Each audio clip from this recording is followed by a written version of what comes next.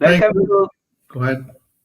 welcome to show Lifestyle with Dr. Mobi. This is Dr. Mobi, and we welcome our great guest, Dr. Salik, tonight. And he's from Chicago. He's practicing infectious disease. But before we start our program, I just want to emphasize that with this pandemic, it has put all the healthcare workers, on the front line and is getting best out of all of us. And we have to just pause for a second and realize that we are, as a healthcare provider, on the front line, and we are making sure everybody is safe. And there is also higher incidence of infections among healthcare providers.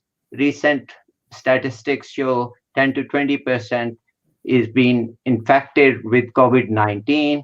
And unfortunately, some of the physicians and providers have lost lives.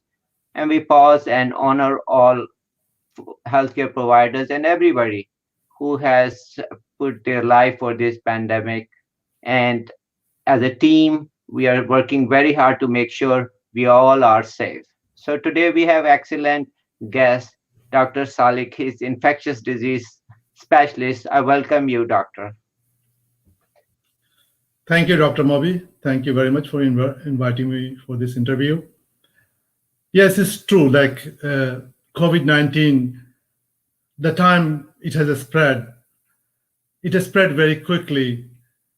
While it started from China, then it has become pandemic. It destroyed and ruined many lives, and it created panic in the world. And it also created a lot of psychological impact, financial loss, and loss of economy in many nations of the world. And some of the nations, they are really, especially third world countries and poor countries, they are really struggling, and their population is also struggling compared to countries which are richer and has a rich resource setting. It has also affected the the people who are in the healthcare business, including physician to all sector of the population, to nurses to paramedics. Some of them are also got the COVID-19, and they are also struggling with loss of life, difficulties in staying with the family, concern about their also financial loss, and significant difficulties and challenges they're facing while they're also treating the patient, and how they are going to continue to their work while they are already themselves become infected. What I'm going to do, I will talk a little bit about from infectious disease point of view about this COVID-19, and also about the challenges for the healthcare professionals. Also, if time allows, we'll talk about a little bit about the psychological impact and economical impact. And Dr. Mobi, anytime you feel to interrupt and ask questions, feel free to ask that. Okay? Sure, thank you. So the time it has started, the COVID-19 from Wuhan city, China, it has spread very quickly. And now you know that cases in here in country like where I immigrated, United States, there are many 100,000 cases are now positive and confirmed. Back home where I originated, Pakistan, there are also people are struggling with the cases. And this disease has not spared anyone. It has infected all colors, all kind of people, and all ages, and caused death in all sort of people.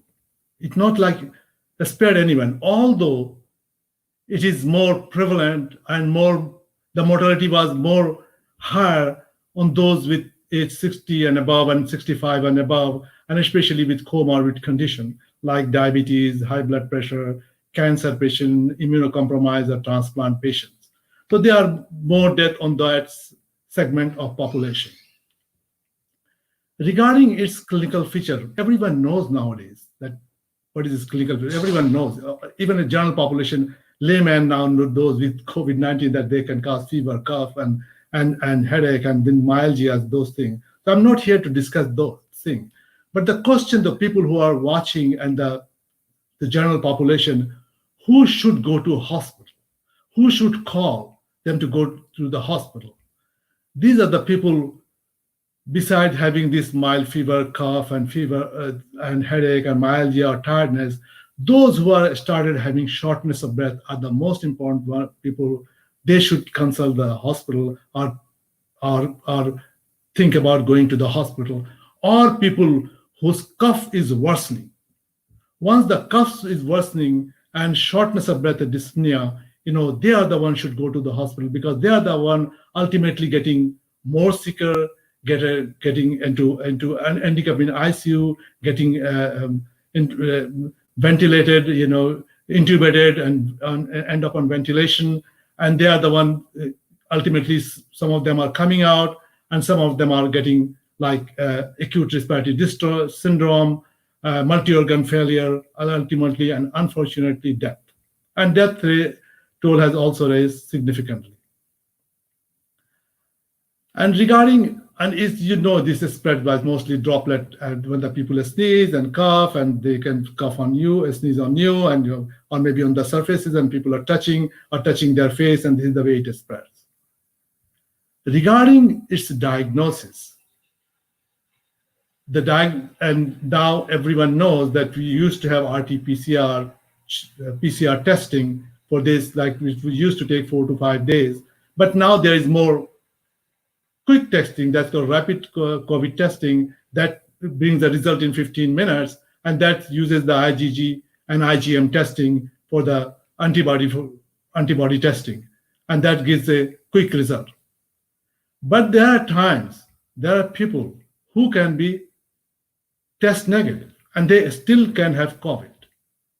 That's called sensitive, that the test don't catch up, and those kind of 5 to 6% of population can be negative while they are COVID positive. In that kind of cases, what you're going to do?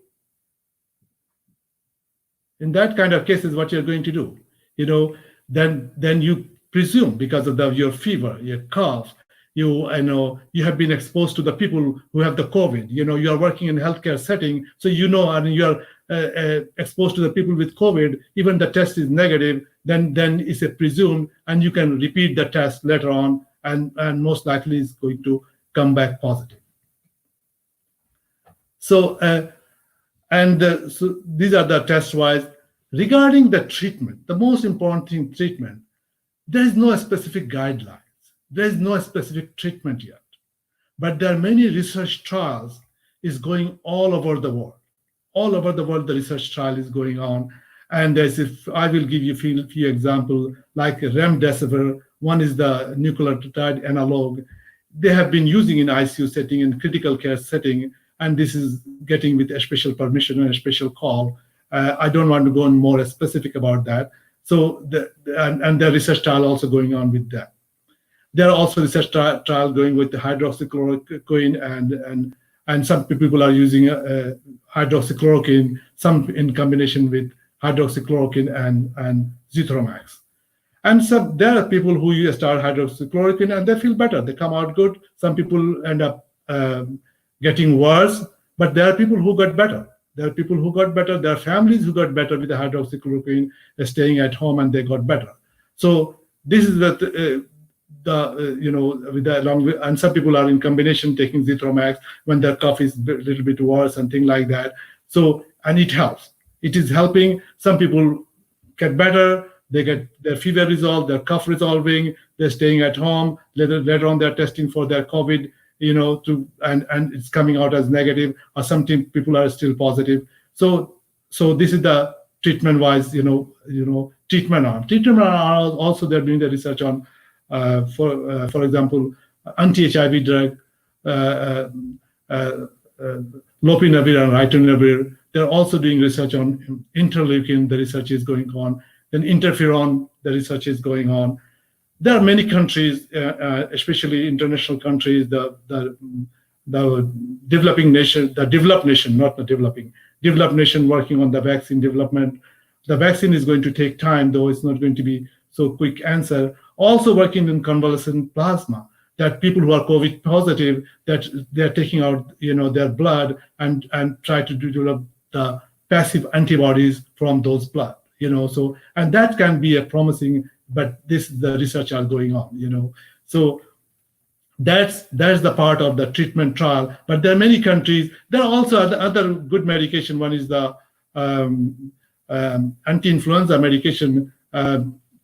It's a its name is kind of typical, favipiravir.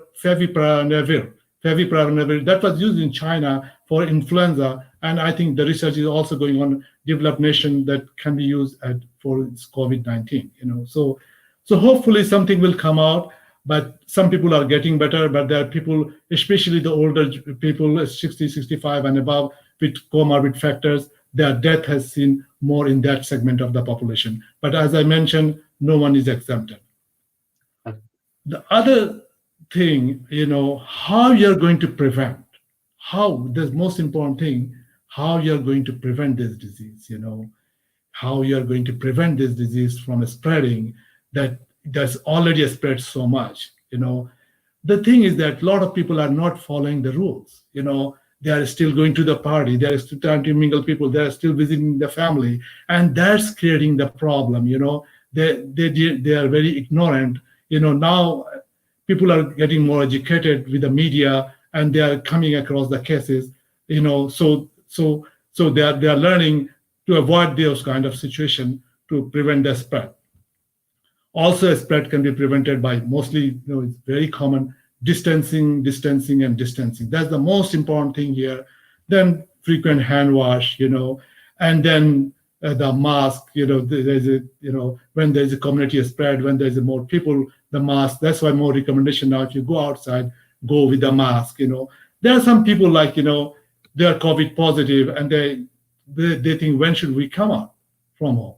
They're COVID positive. When should we come out from home?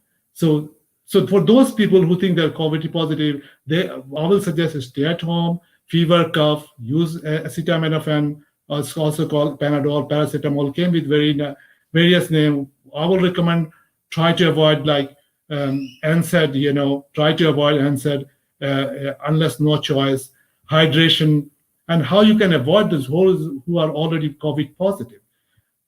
If you're doing better, your cough is resolving, fever is resolving, then you go for COVID testing again. And if the COVID is negative, you repeat the test again after 24 hours, again negative. Then these people, yes, you come out of quarantine and you can go. Still, I will recommend to go with the mask. Go with the mask. And there are settings where people cannot go for test because the resources are poor. How they are going to handle that situation when the resources are poor and they are COVID, but they want to go outside, and how long they're going to stay at home. So those kind of situations, same thing applies. If you have no fever, you have no cough, you are doing better, things are resolving, then and from 72 hours from the time the symptom has gone away, you still wait for 1 week because you cannot be tested. So you wait for 1 week. After 1 week, when you go out, you wear the mask. So you wear the mask, and then this is the way that you can, prevent the disease to your family members and the people outside. So these are the precaution has to be taken. Okay. And yeah.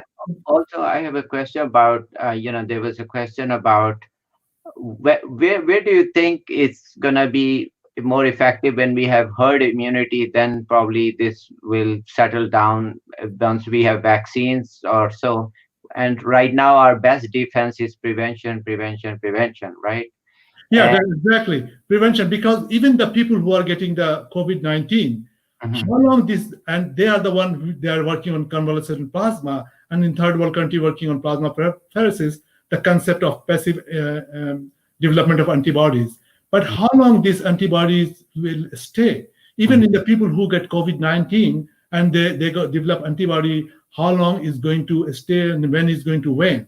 It's many factors that involve your age factor, your immune status, whether someone is diabetic or when someone is completely healthy or someone is already has cancer. So this still we don't know, because this is like very short span of time. It is spread very quickly. So still these are the dilemma we don't know. We still don't know, like this COVID-19 can be still in the blood also, in the stool, but the significance we don't know. We know mostly it goes to the respiratory droplet, and then from there it causes the spread and pulmonary infection with pneumonia and things like that, and then hypoxemia or respiratory distress syndrome, then multi-organ failure, and up until to death. Okay, well, and that's an excellent review. Thank you for educating all of us about COVID-19. And so I always making sure that people understand that to fight COVID-19 is very important that we do our part, which is hygiene, wash your hands, stay away, and 6 feet, and make sure we wear masks right now. So, and also making sure that we take care of our health. So some of the comorbidities you mentioned about age, but there are other factors which we can modify. If you're diabetic, make sure your blood sugars are under good control. What are the other risk factors have you seen with patients who have higher mortality or higher risk complications in the hospital? The most of the time, this is the same factor: the diabetes, people with a stroke, and people with a stroke, people with a immunocompromised condition, cancer, transplant patient. Those are the ones get hardly hit, and they're patient that with this kind of complication, they didn't have much chance. There are patient was at a home, and that patient had I will not go to a specific, and this patient has diabetes, a stroke in the past, but young patient, not that old. Also young patient, he developed fever for 5-6 days. Stayed home in the fever with a fever 5-6 days. Start cough 3 hours ago. Cough was so persistent that he was not able to survive, and he died. Oh my. So these are the the conditions I'm telling you, and he was COVID positive. So there are things that can be, but it's very hard to predict. Some people come out. Some older people I know from New York. I'm in contact with certain families in New York also while I'm in Chicago. Because they're asking questions and they're positive in families member, and all of the family member came back normal except one of the guy older guy who went up in the hospital. Ultimately, he recovered also. So yes, so those are the patient population that are getting the mortality rate is more high. Okay. Also, if you can educate us about how to deal with for being a family member, somebody with COVID-19 quarantine issues. So how to deal with that for family? I know your background for being a psychiatrist also. So you can educate or give some tips on that. Okay. Let's talk a little bit about psychological point of view also, and then I will talk about as being beside infectious disease and medical specialist and psychiatrist also, and I practice all the specialty here. So, from psychological point of view, it has affected all over the world, all over the world. The families has a concern. People have job losses. They're going through the anxiety, depression, uncertainties, stress, not able to sleep, trauma, post-traumatic stress disorder. People are getting buried in third world country in a different way with COVID-19, and family members are getting stressed out, and the job losses, laying down from the job, not working, unemployment, and everyone has not a good shape in financially. This has all affected significantly to the people and their families, and no one should think that they're alone. There are many families are suffering. Those who have COVID-19 at home and in the family, this is also a big stress. Especially for the physician. The family get very concerned. That they are working in the healthcare situation. Families has a lot of concern, what they're going to, how they're going to mingle, what's going to happen to them. And if especially someone has COVID-19 in healthcare, they go through a lot of trauma because they were on the front line, and then now they're suffering. Then they are also quarantining themselves, and some people are, as mentioned, tried hydroxychloroquine. Some people have tried, combinations. Some did well, but there are healthcare people who also died, which is unfortunate and is very big a strain for the families. But as a physician, we can't deny. That's why we went to this profession. A lot of healthcare workers, they went to the profession because they love it. So that's why I know there's is always risk involved, but these challenges we all have to take. We all have to take these challenges. So it's pretty difficult from the family point of view. That family sometimes also getting very, very stressed out with this kind of situation. If they have a family member in healthcare, they are positive, or even if they are not positive, they are very concerned. How they're handling coming from the hospital at home, and how they're entering, how they're washing hand, what they're doing. They get so much concern, and the best way to explain the family. And you, as a healthcare, one should be very cautious also when you enter the home, where you leave your shoes. You make a space. You just in a specific space. You go to directly to your room, wash your hand, and and change your clothes, and try to, if you keep your clothes wash and dry all the time. So and don't try to bring unnecessary thing. So that unnecessary thing that you are using or touching, don't need to bring it with you. So those kind of things for the healthcare worker is going to be very important. And social distancing at home is also very important. Yes, that has to be followed in social distancing at home too. Because that also has significant impact.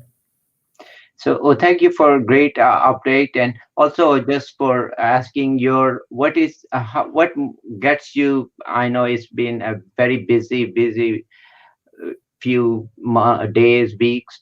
What makes you stronger to go every day? I know it's been a lot of stress for healthcare providers. You are on the front line dealing with such stressful situation. What keeps you going every day? It's a love for this profession, and I chose infectious disease because the time I was trained in New York. At the time, there are a lot of people still having HIV, AIDS. They're dying of TB. Mostly the TB was very common at that time because we didn't have much medication at the time. It was 2004 or 5 area, and I was also involved in one of the research in one of the HIV medication at the time, and I wanted to help the people. At that time, I was seeing a lot of patient population, but there was never a scare like we have been through SARS in 2004, 2005 time. We have been through Zika and a lot of influenza, H1N1, but this is the most, kind of dramatic and scary because, it's invasiveness, it is spread, and the way it is spread, in all even the small town, the nursing home, the group home, the hospital. So it was unexpected, and probably we were not planned that well, Okay. Well, thank you, and it was pleasure meeting you and learning about COVID-19. Final thoughts on it. Lastly, I want to give a message for the third world countries that I gave suggestions for some to do some research and some armed studies, especially for the country that I came. I gave some suggestion, and I will also suggest all who are listening, especially the people from the health and scientists, that think about, if you think hydroxychloroquine and Zithromax can be a good choice, why not hydroxychloroquine and doxycycline, which no one has think yet, because doxycycline has inherent properties, very internal good strength, multiple indications of doxycycline. Whoever has used doxycycline in the past, they know they have this medication as internal strength. It has even been used for malaria treatment. So I think if hydroxychloroquine and Zithromax can do a better job, if we can do research, the hydroxychloroquine and doxycycline can do a better job compared to Zithromax. But there is no research, to my knowledge, anywhere in the world So before I was presentation, I was thinking what else I can think about that. So this is my new thinking. So this can spread, and whoever the scientists, research scientists, they should think on that line too. Okay. Well, thank you. It was pleasure meeting you and talking to you. And audience learned a lot. And so please focus on your lifestyle. Pay attention. So whatever we do, it's very important that we should love what we do. And being healthcare provider myself and Dr. Salik, that's what we love. We love helping people. And so we are here for making sure everybody learns about lifestyle and also making sure everybody stays safe. And thank you once again, Doctor. Please make sure give us your feedback, send us questions, and we'd love to hear from you all. And take care. Good night. Thank you, Doctor. Thank you again. Thanks for inviting me for that. Thank you. Thank you.